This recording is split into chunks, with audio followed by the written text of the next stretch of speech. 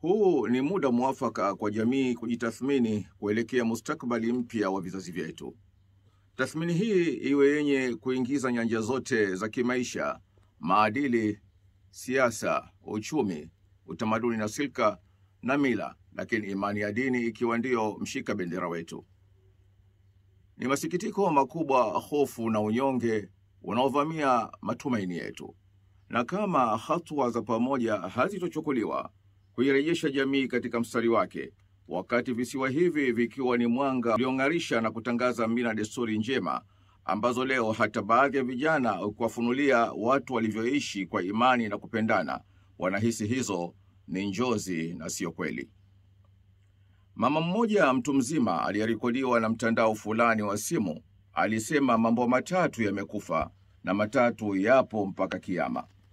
Maneno ya mama huyu ukiyapima ni yenye ukweli mtupu, lakini kwa watu watapojielewa na kurudi kwenye mstari, basi kabla ya kiyama tusichokijua siku yake, hasa tutapunguza hizo hofu zilizotukumba.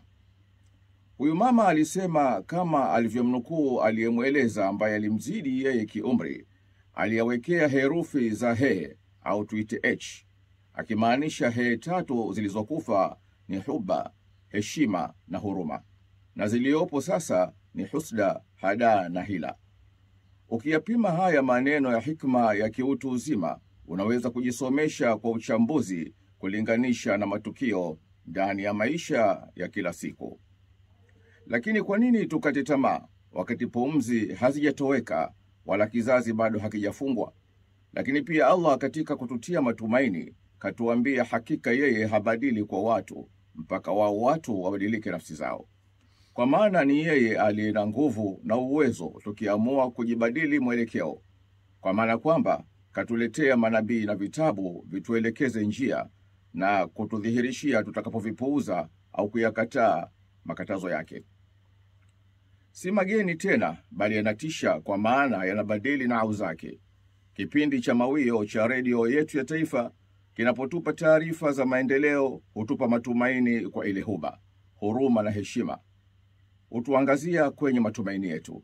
Lakini yanapotajwa ya watu kuchapana mapanga kwa ajili ya biashara ya bangi au kumjeruhi mwenye haki yake na kumwaga damu yake bila sababu ya kutendewa hivyo, na yaangalie yale ya husda, hila na hada. Inasikitisha sana kuona baadhi ya vijana wetu wanapotea kizembe kabisa wakiingia katika maangamizi ya nafsi zao juu ya kwamba wanajisahau uzee wao utakuwaje. Nani atawahurumia wakati huo wanaandika historia mbaya ya maisha yao? Na kwa nini kama kuiba na kuhadaa unakufahamu, hutaki kumfahamu aliyekuumba kuwa ni mwenye uwezo wa kusitisha pumzi yako au kunyong'onyesha viungo vyako vilivyowakaba au kuwajeruhi watu wengine? Kwa nini unajihesabu umevuka na unaweka tamaa ya kufanya uhalifu tena, maana jana hujakamatwa? Ni kibri. Na je, utakula hadi lini haki za wengine?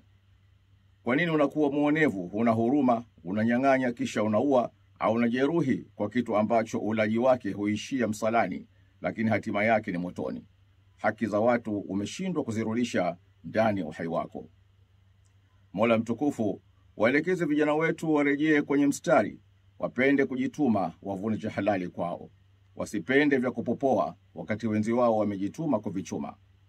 Kwenye mikusanyiko ya kheri, vijana kimbilieni, mtajifunza tabia za Mtume Muhammad sallallahu alaihi wasallam, hasa nyoyo za matumaini na kuishi kwa amani, mtanufaika. Turekebishe tabia zetu. Tumewaona ndugu zetu kadhaa wakijutia vitandani, hawajiwezi tena na heshima zao zimetoweka na kutajwa kwa maovu yao, hata dua tunawasahau. Tuwaombee Allah wasame na atuhitimishe kwa wema. Asiyejali makatazo, huyo ana kibri, na akumbuke ameletwa na mwenye kuhuisha na ataondolewa na huyo mwenye kufisha.